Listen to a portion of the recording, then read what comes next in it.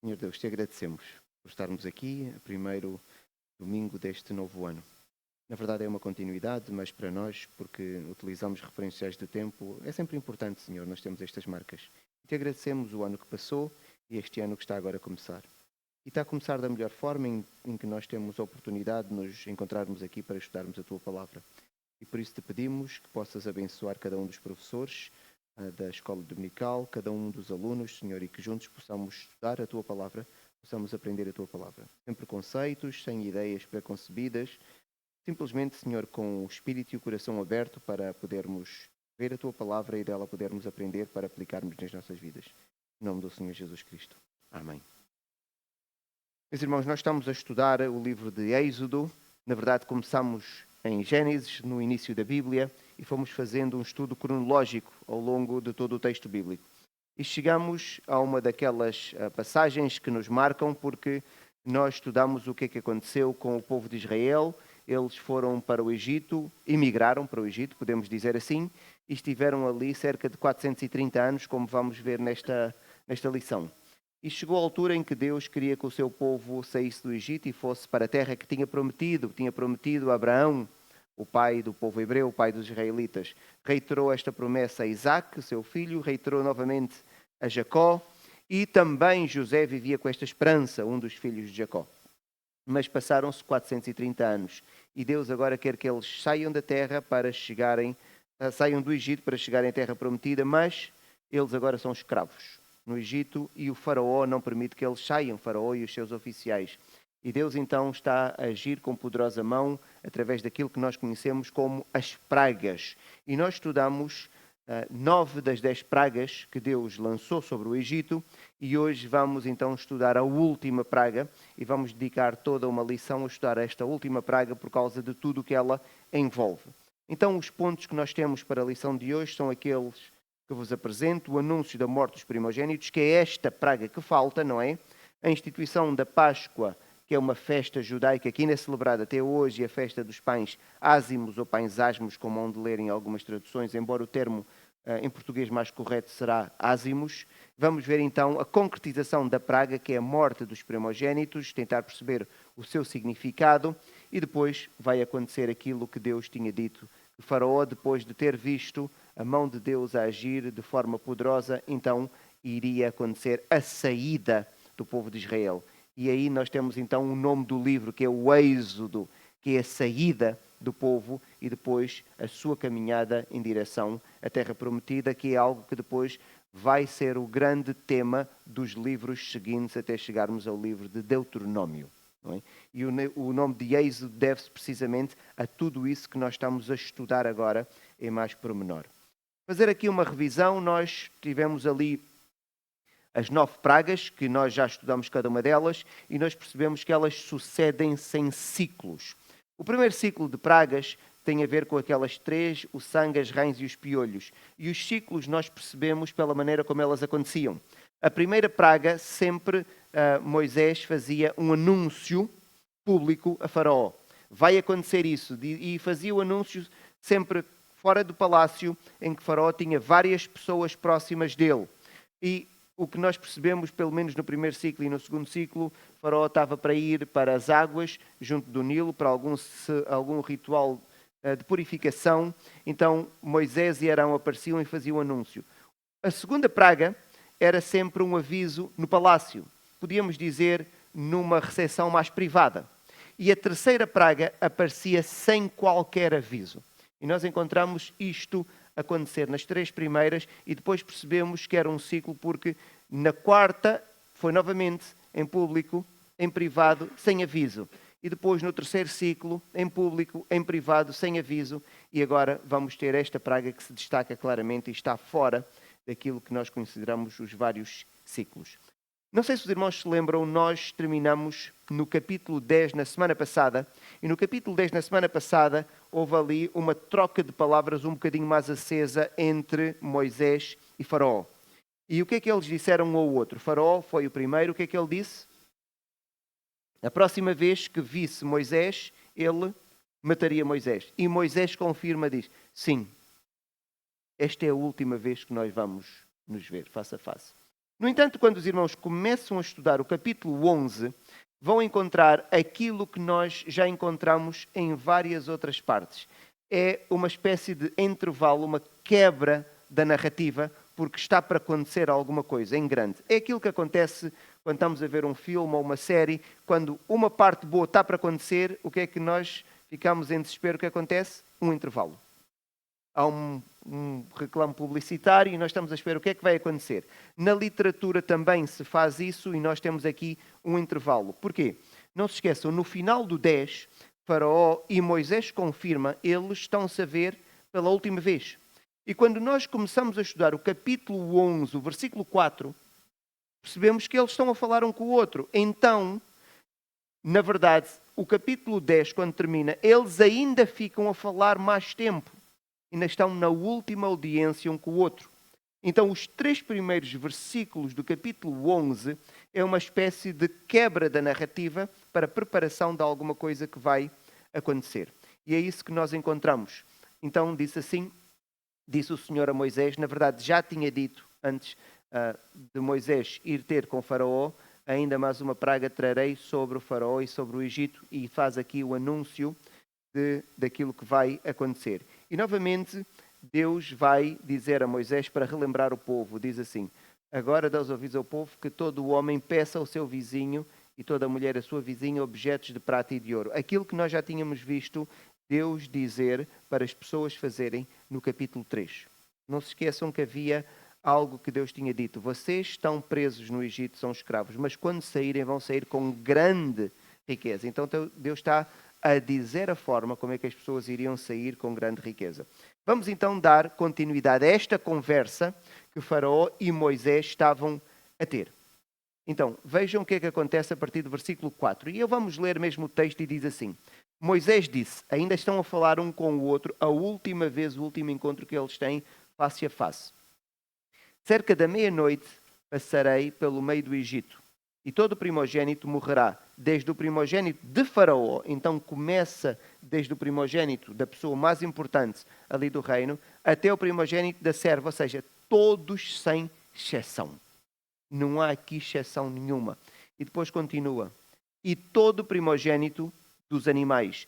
Não há sequer escapatória para os primogênitos dos próprios animais. Haverá grande clamor, qual nunca houve, nem haverá jamais, porém, contra nenhum dos filhos de Israel, desde os homens até os animais, nem ainda um cão rosnará. Então, esta é uma figura de estilo que está aqui a utilizar o autor, o próprio Moisés, quando escreve.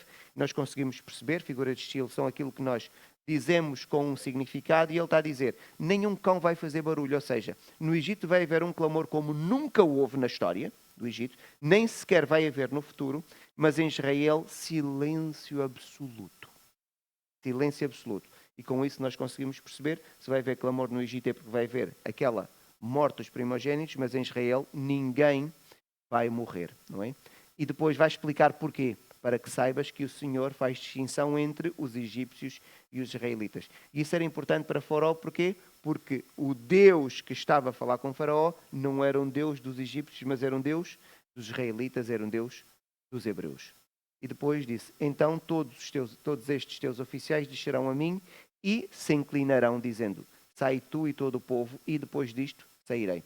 Porquê é que os oficiais vão descer a Moisés? Porque Faraó não vai mais ter um encontro com Moisés, porque este é o último encontro que eles têm face a face, e a partir daqui a comunicação vai ser entre Moisés e os oficiais de Faraó. Então, aquilo que nós encontramos de seguida é um versículo aparentemente estranho, e o texto diz assim no versículo 8, e ardendo em ira, se retirou da presença de Faraó. O texto está a falar sobre Moisés. Porquê que Moisés se há de retirar em ira ou irado da presença de Faraó? É estranho, porque ele teve várias audiências e nós não encontramos mais nenhuma referência a Moisés aí neste estado de espírito da presença de Faraó. Mas nós conseguimos perceber porquê. Moisés, não se esqueçam daquele homem que nós começamos a estudar no início do livro, que era uma pessoa cheia de dúvidas. Era uma pessoa que dizia a Deus, olha, envia outro, eu não consigo, eu não sei falar, eu tenho a língua pesada, eu estou incapacitado. E era um homem fraco, de facto, um homem que tinha toda aquela formação, uma formação militar, uma formação cultural, mas era um homem que viveu 40 anos a cuidar do rebanho do sogro. Era um homem fraco, de acordo com os valores da altura e até podíamos dizer de acordo com os valores que nós temos nesta altura. Mas este homem está transformado. Este homem tem agora uma fé em Deus inabalável. Este homem confia em Deus de tal maneira que ele sabe que Deus disse que vão morrer os primogênitos e ele confia plenamente que aquilo vai acontecer. E não se esqueçam a descrição que o próprio Deus faz sobre a morte dos primogênitos. Qual foi? Vai haver um clamor como nunca houve, sofrimento atroz. E Deus descreve o sofrimento de tal maneira quando nós percebemos que Deus diz assim: nunca aconteceu tal sofrimento no Egito, nem nunca haverá. Ou seja, é um sofrimento atroz. E agora Moisés diz isso: olha, Faraó, vai haver isto vai acontecer. Não se esqueçam, todas as pragas eram condicionais. Isto vai acontecer se Faraó não deixar sair os israelitas. E Moisés sai irado porquê? Moisés está a falar com Faraó e percebe, pelo comportamento de Faraó, que Faraó não vai deixar sair os israelitas. Então Moisés sabe, vai haver uma matança tão grande que era desnecessária.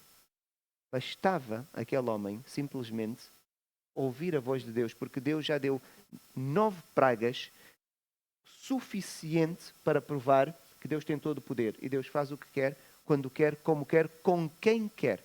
Mas ainda assim Faraó diz: não deixo sair. E Moisés percebe: vai haver morte. Vai haver morte.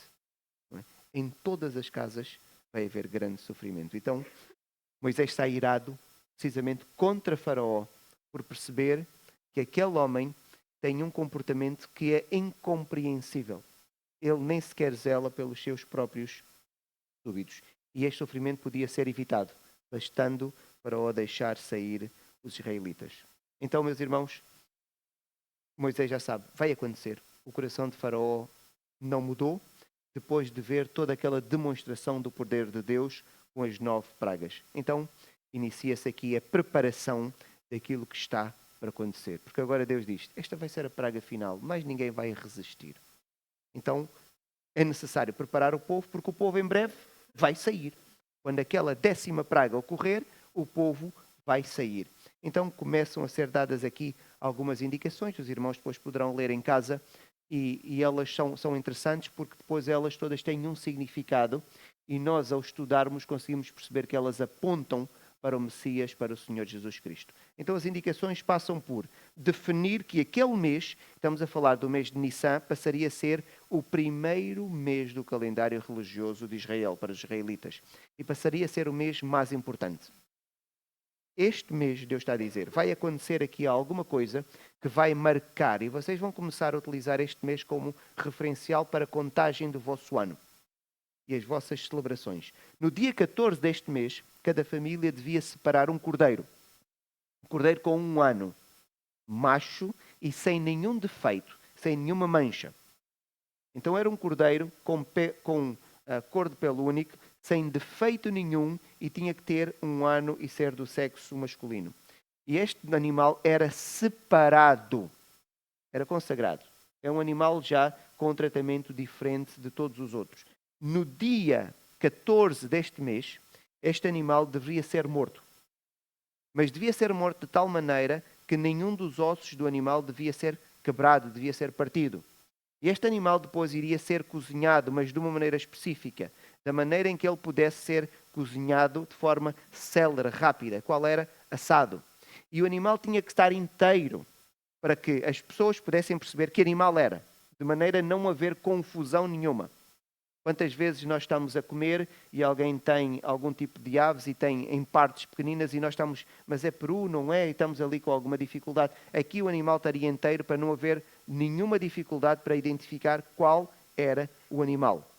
Então, este animal que era separado no 10º dia, no 14º era morto, era cozinhado rapidamente, assado, e ele devia ser comido. Então a ideia era um animal por família, só que haviam famílias que tinham poucas pessoas e às vezes era um animal, era comida demais para uma família pequena. Então, nestes casos, a instrução era que, quando isso acontecesse, famílias próximas se juntassem de maneira que houvesse número suficiente de pessoas para comer o animal todo. O animal tinha que ser comido rapidamente, mas não podia sobrar nada daquele animal. Se, imaginem, as pessoas comessem, mas mesmo assim não aguentassem, no dia seguinte de manhã, aquele animal, o que sobrasse, as sobras, tinham que ser completamente queimadas. Porque aquele animal era consagrado ao Senhor. Então era ou todo comido, ou o que sobrasse tinha que ser queimado. Não podia sobrar mais nada daquele animal. E devia ser uma refeição comida à pressa, e por isso eles deviam estar vestidos e calçados. E quando estão calçados, aí nós conseguimos perceber a estranheza, porque eles viviam numa região, podemos dizer, rural, não tinham lajes no chão, nem um piso como nós temos, então a prática era as pessoas, ao chegarem, descalçarem, para não sujarem por causa do pó e a areia que traziam de fora. Mas eles estariam agora dentro de casa a ter a refeição, mas calçados, como sinal de prontidão, porque alguma coisa iria acontecer rapidamente. Eles, depois de comerem aquele animal, eles tinham que estar preparados para uma viagem, para a saída. O que é que iam fazer com o sangue do animal? Eles tinham que matar o animal, então iam pegar no sangue do animal, iriam colocar naquela trave de cima das portas, que era o que sustinha a porta, e depois colocavam também nas partes laterais, nas ombreiras da porta. Então tinham que manchar, podemos dizer, a estrutura de suporte da porta com o sangue do animal. E esta era a instrução que o povo tinha recebido.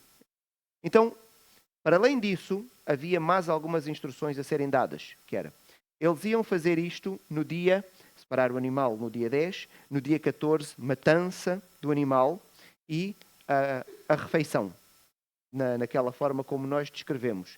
Mas a partir do dia seguinte, durante 7 dias, eles iam continuar em celebração, mas era uma celebração festiva em que não podiam trabalhar, não é? Era uma semana mesmo, podemos dizer, de férias, mas eles não podiam comer nenhum pão com fermento.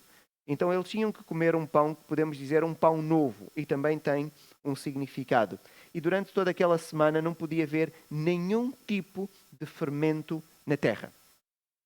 Então Deus tinha dado aqui a indicação. Provavelmente quem fez ou faz pão da forma mais tradicional e utiliza o fermento tradicional consegue perceber já o significado que está aqui atrás, mas daqui a bocadinho nós já vamos conseguir perceber. Então, Moisés recebe esta instrução da parte de Deus, vai agora comunicar aos anciãos, as pessoas responsáveis pelo povo, para que essas pessoas depois pudessem passar a instrução a todo o povo, de modo que neste dia, a partir do dia 10, o animal fosse separado, e do dia 14, tudo aquilo que Deus disse, as pessoas pudessem todas fazer, e todo o povo deveria ter esta instrução. E Moisés agora recebe e vai partilhar com o povo isso, e vai também dizer para que é que isto servia. E vai dizer, quando vossos filhos vos perguntarem, que rito é este? Porquê é que nós estamos a fazer tudo isto? Não é? Tinha também uma finalidade pedagógica. E nós, os adultos, deveriam responder, é o sacrifício da Páscoa. Páscoa significa passagem. É o sacrifício da Páscoa ao Senhor, que passou por cima das casas dos filhos de Israel no Egito, quando feriu os egípcios e livrou as nossas casas. Porque o anjo do Senhor, o destruidor, quando fosse agora passar pela terra do Egito, não é? Entrava em cada casa, em cada estábulo, e o que é que haveria de fazer? Matar o primogênito. Mas nas casas que tinham o sangue, não é? O anjo não entrava e nessa casa não havia morte. Então, quando as pessoas estivessem a perguntar às crianças, porquê é que estamos a fazer isso, pai? O pai e a mãe iam explicar, olha, porque nós estamos a celebrar a Páscoa, em que o Senhor passou por cima e protegeu-nos a nós. E permitiu que nós fôssemos libertos da escravidão, com mão poderosa. Mas nós ficámos livres e o Senhor fez o julgamento de quem não nos quis deixar sair e de quem nos escravizou. Não é? Então o povo, com isso, se inclinou e adorou ao Senhor. Então, qual é o significado de tudo isso? Qual é o significado de tudo isso? Nós, quando estivemos a fazer a leitura da Bíblia, e principalmente agora que vamos entrar na lei, as coisas todas têm um significado. As coisas todas estão a apontar para quem? Para o Messias. Deus diz que vai haver um Messias, ele é profetizado nas Escrituras, mas as pessoas não percebem bem o que é o Messias, como é que é o Messias, qual é a função do Messias. Então Deus vai dando uma série de símbolos ao povo para que o povo perceba um bocadinho a semelhança daquilo que nós fazemos quando educamos os nossos filhos. Nós contamos histórias em que os animais falam. Os animais não falam, mas nós contamos essas histórias porque elas têm o quê?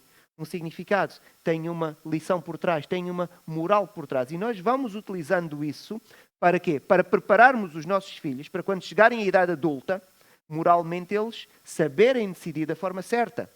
Então, podemos entender que é a forma de Deus ir trabalhar com o povo e vai trabalhar ao longo de séculos, preparando o povo para a chegada do Messias, para que não houvesse dúvidas de quem era o Messias. Então, tudo isso aponta para o Messias, não é? Porquê é que eles tinham que comer o animal todo? Porque aquele animal ia ser sacrificado, é ato único, não tem duas utilizações, só se come uma vez. A morte do Senhor Jesus Cristo é um sacrifício suficiente. O Senhor Jesus Cristo precisa de morrer mais alguma vez? Não, é um sacrifício único. Só acontece uma vez. Não vai acontecer mais. Não era necessário acontecer mais. E por isso aquele cordeiro simbolizava aquele cordeiro de Deus que havia de morrer, mas havia de ser ato único. E quando os irmãos vão ver a hora e o dia em que o Senhor Jesus Cristo morreu, foi quando?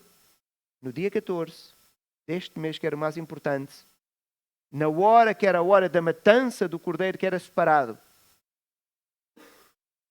E aconteceu apenas uma vez. E não vai acontecer mais, não é? Então, aquele animal tinha que ser comido em ato único. E aquilo que não fosse comido era consagrado ao Senhor, mas ninguém podia comer nada daquele animal. O animal era assado, porque tem que ser rápido.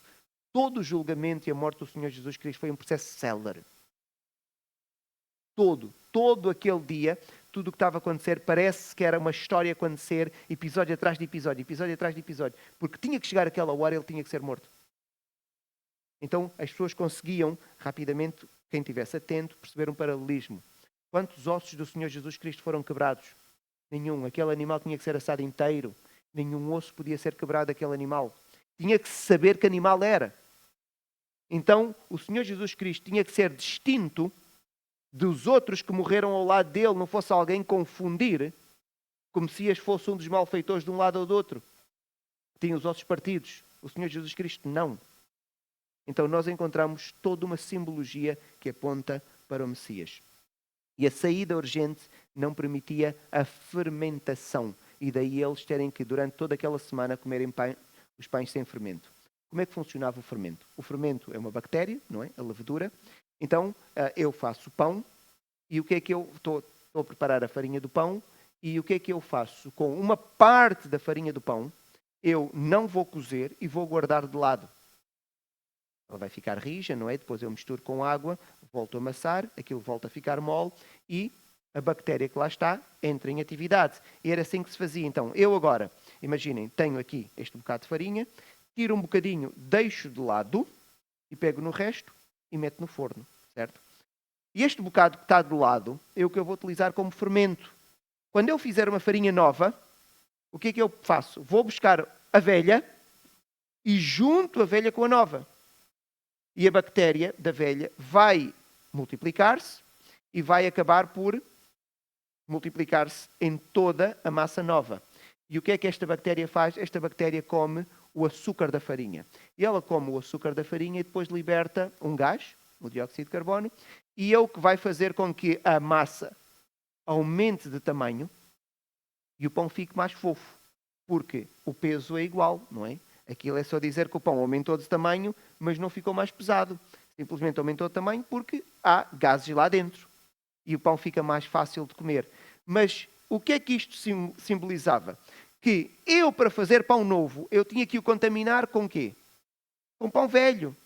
Então Deus está a dizer, não, a partir de agora é tudo novo. Quando vocês saírem, não queremos mais marcas aqui da comida que vocês comiam no Egito. A partir de agora, a vossa alimentação é nova. Vamos começar tudo do zero. E por isso, então, também a própria festa dos pães ázimos era uma forma do povo saber que, quando houver a celebração da verdadeira Páscoa, não é? Em que o cordeiro fosse morto, tudo é novo. Nós não nos vamos alimentar mais daquilo que era velho, contaminado. Então tudo é novo. E esta festa também tinha este significado para que as pessoas soubessem que quando viesse o Messias, é vida nova, alimentação nova. Nós somos o quê? Aquilo que comemos. Nós somos aquilo que comemos.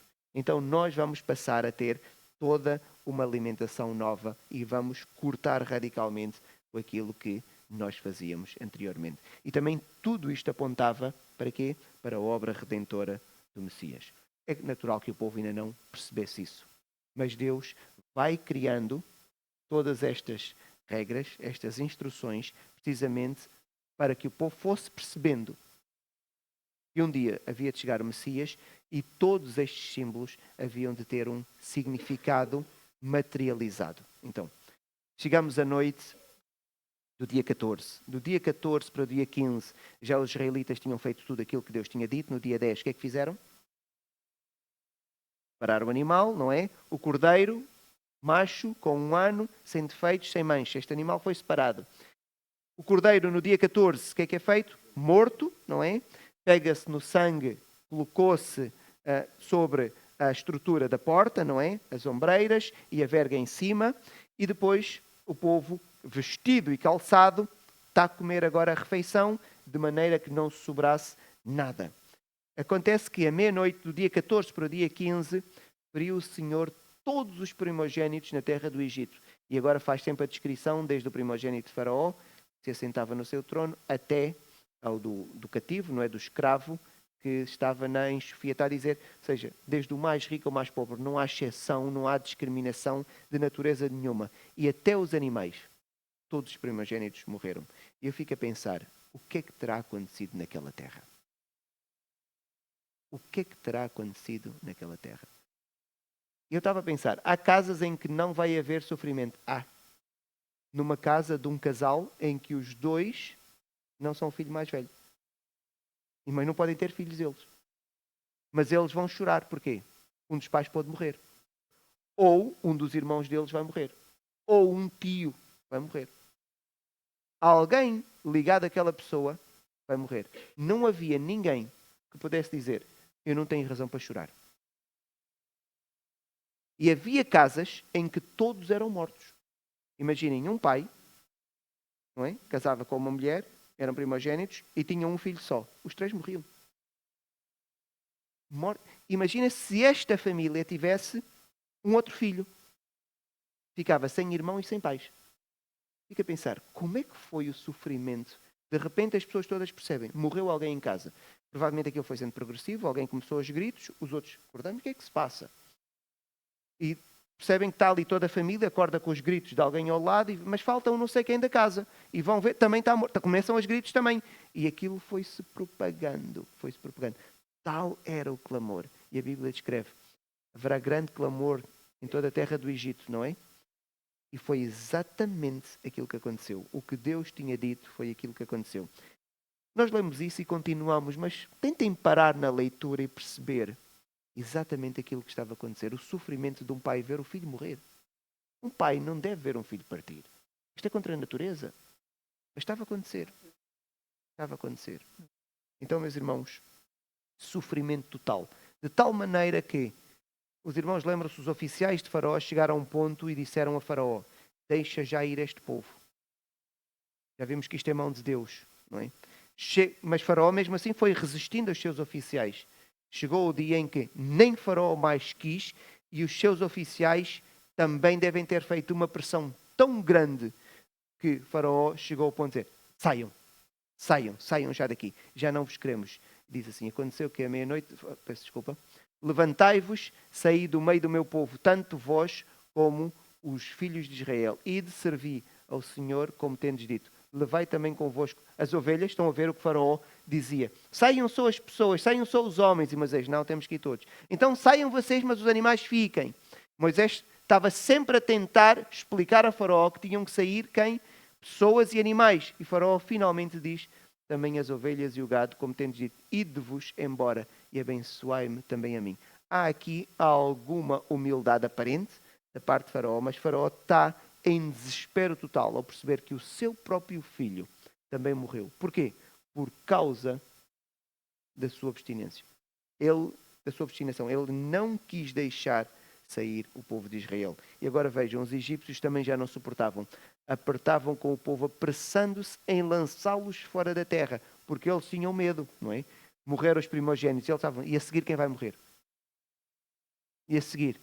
Imaginem o temor deles. Saiam já, levem o vosso Deus convosco, porque o conceito de Deus na altura eram deuses regionais. Então eles acreditavam que se Israel saísse, o Deus de Israel também saía da terra.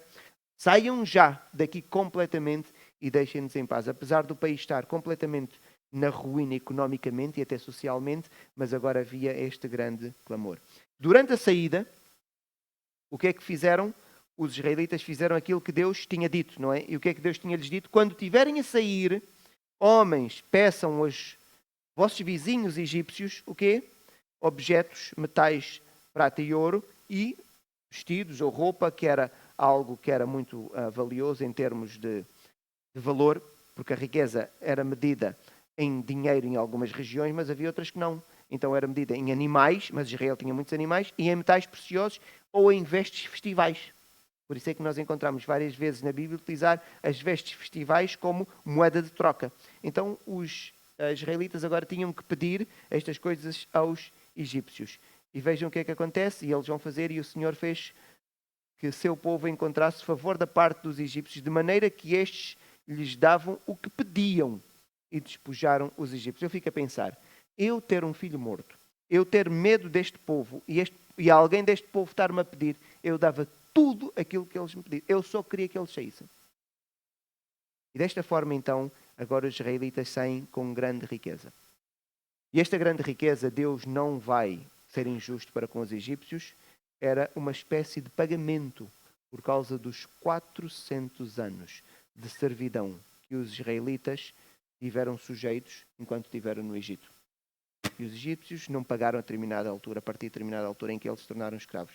E esta foi a forma de pagamento. Então, quando Israel agora sai do Egito, sai à pressa, não é? E sai com grande riqueza. Uma quantidade de riqueza suficiente para o estabelecimento agora de uma nação.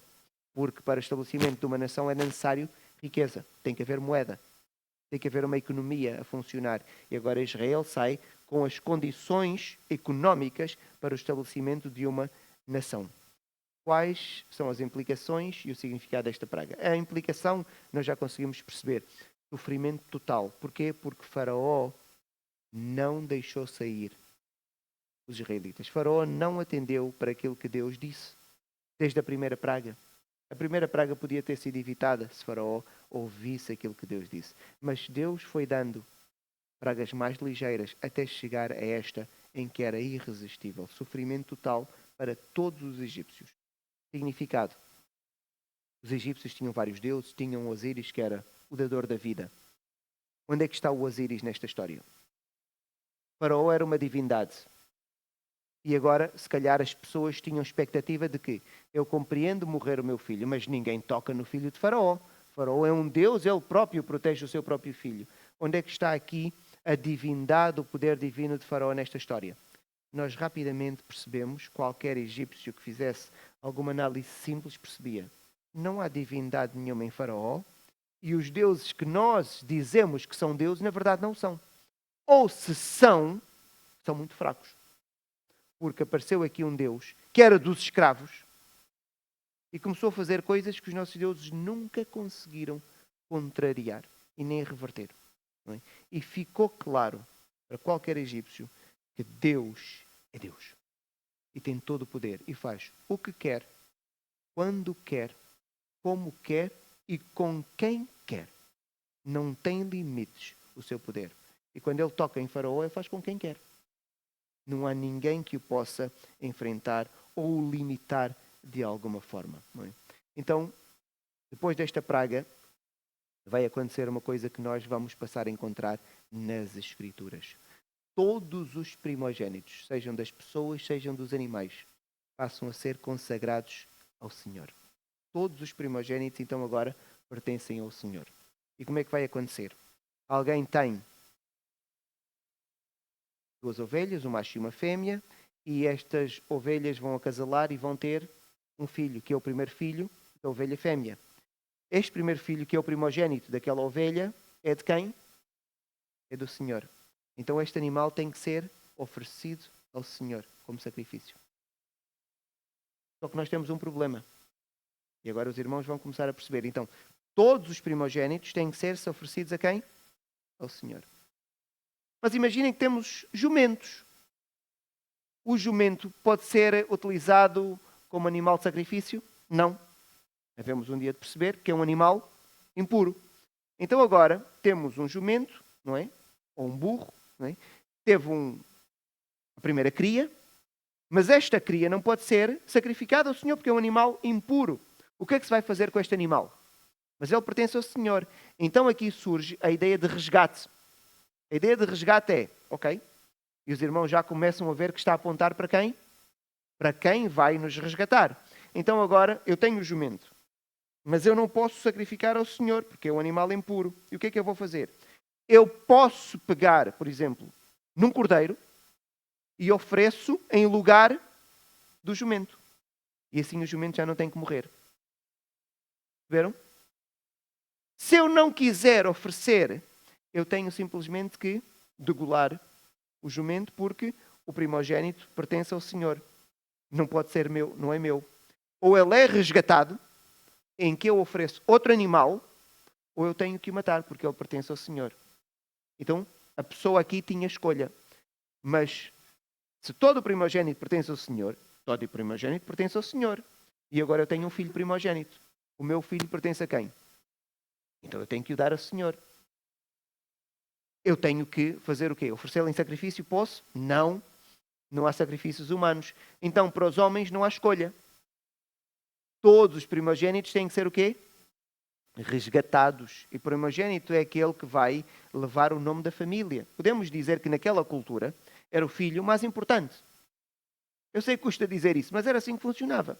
Okay? Era assim que funcionava. Tinha porção dobrada da herança, era o que dava continuidade ao nome do pai na família. Então, aquele filho, ele tinha que ser obrigatoriamente o quê? Resgatado. Não é? Porque ele pertencia a quem? Ao Senhor. E por isso, o Senhor Jesus Cristo, quando nasce, porque é o primogênito de José e Maria, o que é que acontece? Depois da purificação, eles vão ao templo. Mas ele pertence ao Senhor. E ele tem que ser o quê? Resgatado. E é o que nós encontramos nas Sagradas Escrituras. Vejam, passando os dias da purificação, não é? Levaram-no a Jerusalém. Eles estavam em Belém, que era relativamente próximo de Jerusalém. Eles estavam na região da Judeia, não é? Para o apresentarem ao Senhor. Porquê? Conforme está escrito na lei do Senhor, todo primogênito ao Senhor será consagrado. Só que não se pode fazer sacrifícios humanos. Então o que é que teve que fazer? Aquele primogênito, ele teve que ser resgatado. E era um simbolismo que aponta para quem um dia havia de morrer no nosso lugar. Havia de ser feito o nosso resgate. E por isso então é que o Senhor Jesus Cristo é o Cordeiro de Deus que morreu para nos resgatar. Para resgatar aqueles que pertencem ao Senhor. E por isso ele morreu. E aqueles que exercitam fé nele e se arrependem dos seus pecados, então podem ser resgatados para quem? Para o Senhor. E há aqui uma morte substitutiva. É uma morte vicariante. É alguém que morreu no nosso lugar. E quando nós começamos a perceber isso, percebemos a beleza das Escrituras. As coisas não estão ali porque estão. Ou porque Deus quer criar uma coisa estranha. Não, não. Todo o simbolismo Deus está a criar para que as pessoas percebessem que quando o Messias chegar, não pode haver dúvidas. Tudo aquilo que as pessoas praticaram ao longo de séculos está a concretizar-se ali naquela pessoa que chegou. Então, passou a ser instituído agora o resgate de todos os primogênitos. E este evento, esta descrição, também tem uma finalidade pedagógica. E vejam, quando o teu filho amanhã te perguntar, o que é isto? Responder-lhe-ás, o Senhor com mão forte nos tirou da casa da servidão, do Egito, não é? Pois sucedeu que, endurecendo-se Faraó, para não nos deixar sair, o Senhor matou todos os primogênitos na terra do Egito. E os irmãos conseguem ver, Deus gosta muito desta pedagogia instrutiva, em que, o filho vê aquilo acontecer e pergunta: por que é que estamos a fazer isso?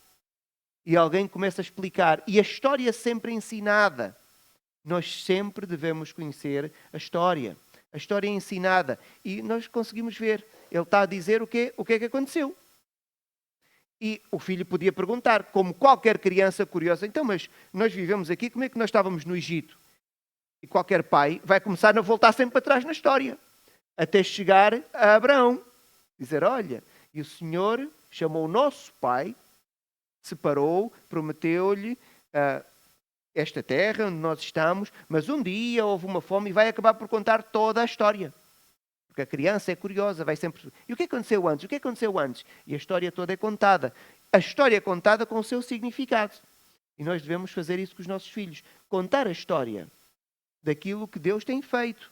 E vamos percebendo o seu significado. Então, o Senhor matou todos os primogênitos na terra do Egito, desde o primogênito do homem até o primogênito dos animais. Por isso, eu sacrifico ao Senhor todos os machos que abrem a madre, ou seja, todos os primogênitos dos animais. Porém, a todo o primogênito dos meus filhos eu resgato, e isto será como sinal na tua mão e por frontais entre os teus olhos, porque o Senhor com mão forte nos tirou do Egito. Isto é uma figura de estilo, não é? Não é literal, mas os judeus, o que é que fizeram? Interpretaram aquilo, os judeus que fazem uma interpretação mais conservadora das Sagradas Escrituras, fizeram uma interpretação literal. Então começaram a utilizar aquilo que são os filatérios, ou os tefilins. E aquilo funcionava como? Eles colocam uma caixinha aqui, e eu coloquei ali aquela imagem para os irmãos verem. Então, não se esqueçam, é por sinal onde? Frontais entre os olhos, e fala também da mão. Então eles vão colocar ali uma caixinha, aqui colocam mesmo uma caixinha, e está segura com uma tira de couro, não é? De pele de animal, e vão colocar outra caixinha no braço, normalmente no esquerdo, porque é no braço junto do coração, e depois aquela fita dá uma série de voltas. As voltas não são aleatórias, elas estão determinadas, há ali todo um esquema de voltas que aquilo dá, e dentro daquelas caixinhas tem passagens bíblicas. Uma delas é precisamente esta que está aqui, não é?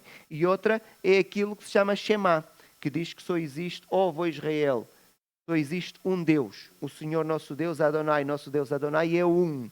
Então eles agora têm esta caixinha aqui e esta caixinha aqui, com estes versículos bíblicos, e eles então interpretaram isto literalmente. Não é algo que tivesse que ser feito, mas também não vemos um problema, porque é uma forma das pessoas, pelo menos materialmente, lembrarem-se daquilo que Deus tinha dito e eles passam a fazer. Porquê na cabeça? Porque eles acreditavam que na cabeça simboliza a mente, e a mente deve ser cativa e deve fazer aquilo que Deus quer. E o braço é o que age. E a nossa ação deve ser de acordo com aquilo que o Senhor quer. Então, e aproximam-se do coração, que é o que controla para eles as emoções. Então, a emoção também deve ser consagrada ao Senhor. Então, a partir desta passagem, é que os irmãos, se algum dia encontrarem algum judeu ortodoxo, mesmo fora de Israel, mas em Israel se tiverem, eles vão ter isto em alguns momentos de oração. E por isso os irmãos, nem que seja curiosidade de saber, olha, foi por causa daquilo que nós estivemos a estudar no livro de Êxodo, eles fazem uma interpretação literal, então eles têm aquilo, e os irmãos agora, quando estiverem a falar eventualmente com um amigo descrente, olha, eu sei o que é que está ali dentro daquela caixinha. E nós sabemos o que é que está ali dentro daquela caixinha. É Deuteronômios 6, de 6 a 8, e é Êxodo 13, de 1 a 16, e está ali aquela passagem dentro daquelas caixinhas. Não é? Então agora o povo de Israel começa a sair. Os egípcios estão em desespero. Não se esqueçam, não nos podemos esquecer do clamor que está a haver. E eles acabaram de comer à meia-noite. Eles acabaram de comer a refeição. Era uma festa, com os amigos a conversar, mas estavam vestidos. E de repente são chamados, saiam. E eles já estão preparados. Então, por isso é que a Páscoa é celebrada pelos judeus ortodoxos nesta posição. Eles estão calçados e vestidos. Há alguma coisa que vai acontecer rapidamente. E nós vamos ser chamados a sair. Então, eles começam a sair. Estima-se que fosse uma multidão de cerca de 2 milhões de pessoas, porque nós somente temos indicações dos homens. Diz assim partiram os filhos de Israel de Ramsés para Sucote, cerca de 600 mil a pé. Não é? Somente dos homens. Se contarmos que havia um número igual ou semelhante de mulheres, não é? os irmãos já conseguem fazer as contas e eles não tinham só um filho ou dois. Não se esqueçam que ele no Egito, porquê que os egípcios tinham medo deles? Porque eles tinham muitos filhos. Então estima-se que fosse uma multidão superior a 2 milhões de pessoas. 2 milhões de pessoas, agora os irmãos considerem, de repente em saída, com animais. O barulho que houve, não é? Eles levavam panelas, levavam tudo. Os animais, as ovelhas a balir, os animais a fazerem outros sons, e agora começa esta romaria. Só que há uma coisa que eles tinham que fazer. Alguém lembra-se? Há um pormenor.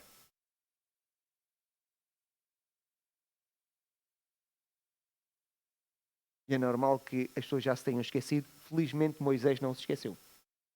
E Moisés, nesta saída, disse, espera, os ossos de José. José foi aquele que preservou o povo. E ele disse, o Senhor um dia vai vos buscar. Eu sei, eu acredito na promessa. Por favor, levem os meus ossos convosco. Eu quero que os meus ossos sejam sepultados na terra da promessa. E Moisés, felizmente, não é como nós lembrou-se, não é? Então, pegou nos ossos de José, estavam numa pequenina caixa e agora eles são transportados e Moisés vai honrar aquilo que o povo tinha prometido a José. Então agora eles saem. Na saída vão para onde? Eles agora estão a sair rapidamente. Eles vão para onde? De Ramsés para Sucote.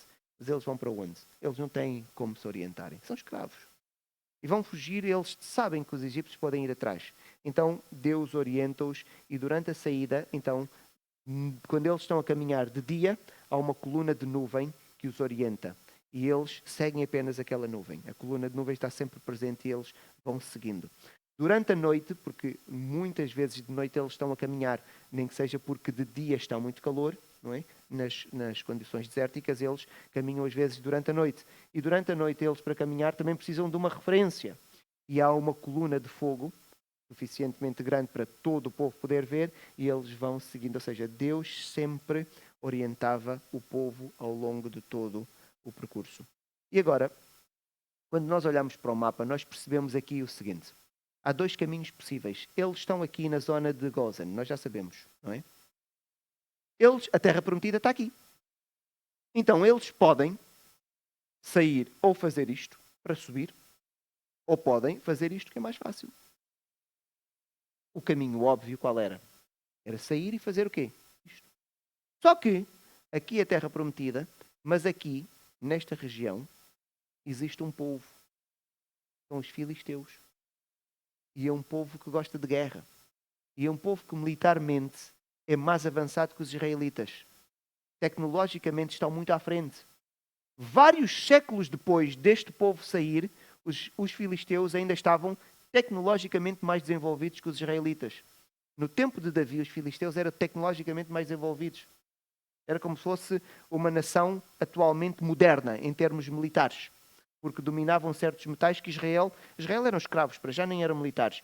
Eles não eram militares. Então Deus diz, eles estão a sair agora. Deus conhece bem este povo e nós vamos conhecê-los bem. Eles assim que chegam aqui, ao verem guerra, vão perder a confiança e vão fazer o quê? Já voltar. Então Deus diz, vou fazer com que eles não passem por aqui para não se assustarem, vão para aqui, não vão enfrentar os mesmos perigos, embora alguns outros perigos eles vão enfrentar, mas pelo menos vão para menos para baixo, para se organizarem, recebem a lei e depois podem subir. E é o que Deus vai fazer. Só que Deus sabe o coração de Faraó. Faraó deixou sair porque está a chorar a morte do filho. Aquele homem, pouco tempo depois, ele vai voltar a ser o homem que era. E vai tentar fazer o quê? Ir buscar as pessoas. Então Deus vai agora utilizar uma estratégia para confundir Faraó. E as Escrituras dizem mesmo que Deus vai fazer com que Israel tenha um percurso que para Faraó é errante. Vejam, eles estão aqui em Ramsés, vão para Sucote. Sucote vão para Etã. E agora nós estamos a pensar que eles iam para onde? Por aqui. E de repente eles vão para Piairote, que é estranho. Faraó, quando percebe esta rota, diz, eles nem sabem para onde é que vão. Eles estão a entrar para o Egito novo. Eles estavam aqui na fronteira para sair do Egito e voltam a entrar para dentro do Egito. E pior, porque se eles entram para dentro do Egito, há todo este curso de água. Como é que eles vão fugir dos egípcios? Não tem como fugir. Se eles passassem para este lado, já não há aqui nenhum mar. Agora, isto aqui é tudo água. Ali são os lagos amargos, o mar de juncos, aqui é o mar vermelho, mas isto está tudo ligado. Então, eles não têm como escapar dali. Então, o faraó, quando percebe esta rota, eles estão perdidos. É agora. Nós temos que ir atrás deles. Então, e Deus anuncia precisamente isso a Moisés, diz: o faraó não vai parar. O faraó não vai parar, não é? Vocês têm que fazer esta simulação de que estão perdidos. Eu quero que o faraó pense mesmo que estão perdidos. E ele vai ir atrás, porque ele, enquanto este exército não for destruído, ele não vai parar, não é? E Deus disse: eu tenho que dar mais uma prova a faraó. E tem que ser a última, para isto acabar de uma vez por todas e para ele não vos incomodar mais. Porque senão ele não vai parar. Enquanto ele tiver força bélica do lado dele, ele não vai parar. E o que é que aconteceu? Foi exatamente o que Deus disse. Sendo depois anunciado ao rei do Egito que o povo fugia, mudou-se o coração. Já está, não é? E dos seus servos contra o povo. Eu percebo, no dia da saída, as pessoas querem que saia porque estão a chorar, o filho morreu. Mas no dia seguinte já querem vingança. É humano. Eu, de certa forma, não é que eu concordo, mas eu consigo compreender os egípcios. É humano. Então eles dizem: vamos matá-los. Então o Deus deles matou o nosso filho, vamos nós atrás deles agora. E então eles começam a organizar-se para irem atrás dos israelitas. E agora vejam todo o poder bélico. 600 carros escolhidos e todos os carros do Egito e os capitães sobre eles todos. Foi o exército todo. Foi a força imperial e todo o exército agora de Faraó atrás de Israel, não é? Meus irmãos, é isso que nós conseguimos ver aqui neste texto. Agora, Faraó sabe que Israel está ali em Piairote, de frente para o mar. A passagem diz mesmo. E Faraó percebe. Estão numa encruzilhada. Eles agora estão encurralados. Faraó vai se colocar aqui na retaguarda.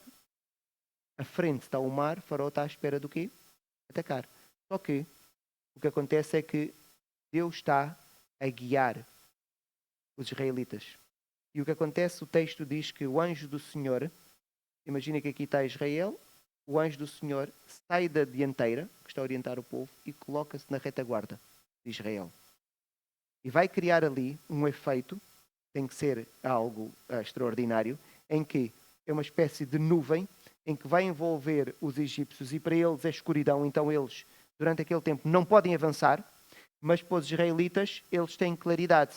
Mas os israelitas estão diante do mar e estão aflitos, e começam a murmurar. Vejam, isto é um povo que murmurava sempre. E começam a murmurar. Disseram a Moisés: será... E depois são irónicos na murmuração. Será por não haver sepulcros no Egito que nos tiraste de lá para que morramos neste deserto? Por que nos trataste assim, fazendo-nos sair do Egito? Até parece que o Egito é que era bom.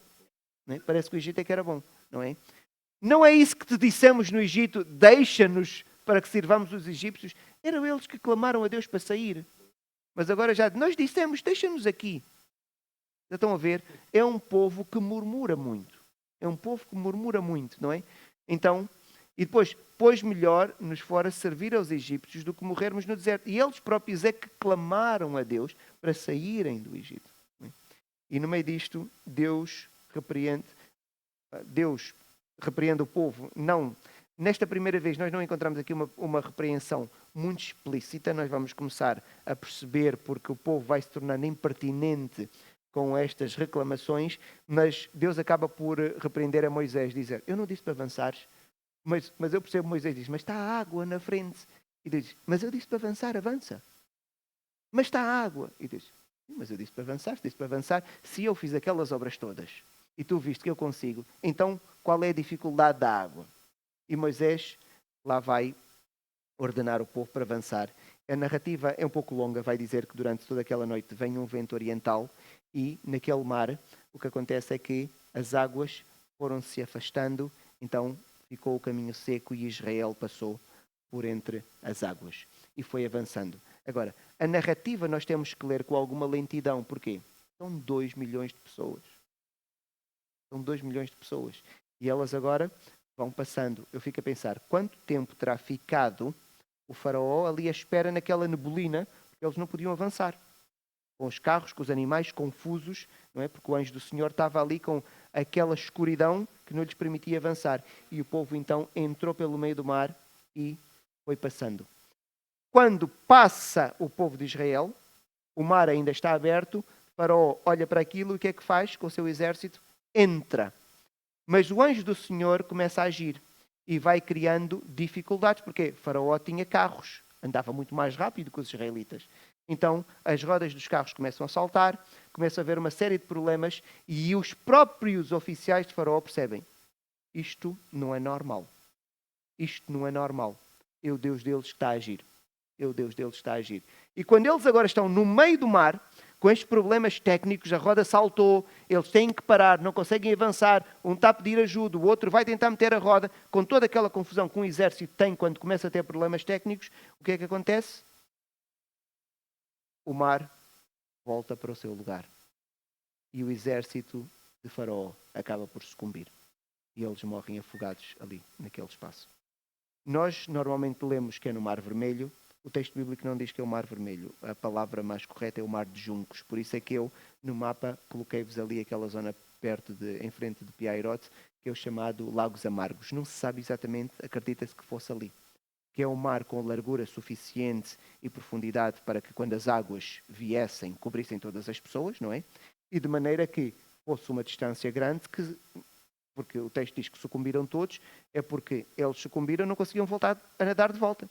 Tem que ser uma distância considerável e também por causa da roupa que eles tinham, tudo isso causou alguma dificuldade. Então, não estamos a falar de teorias que pessoas dizem que era o mar um bocadinho mais lamacento, não. Estamos a falar de uma quantidade, de uma massa de água suficiente para cobrir todo um exército, e as pessoas não conseguirem nadar até a costa. Então eles estavam bem embrenhados quando estavam no meio, Deus cria estes problemas técnicos e eles agora vão sucumbir, porque Deus sabia. Enquanto Faraó não perder todo o seu poder militar, Israel não está livre. E desta forma, meus irmãos, Israel, com mão poderosa, é liberto. E para sempre, esta história é lembrada pelos israelitas como o dia da libertação em que o Senhor os tirou do Egito com mão poderosa. E por isso é que eles celebram a Páscoa. Mas nós não celebramos Páscoa. Eu nunca fui escravo no Egito. Eu não sou judeu. Eu celebro a morte e a ressurreição do Senhor Jesus Cristo. Chamamos-lhe Páscoa porque o nosso resgate deu-se na Páscoa. Mas os israelitas, que para eles ainda não houve resgate, porque eles não acreditam no Messias, eles continuam a celebrar a Páscoa. Mas nós não. Nós celebramos o quê? O nosso resgate. Foi o Cordeiro que morreu no nosso lugar. Deus nos possa abençoar.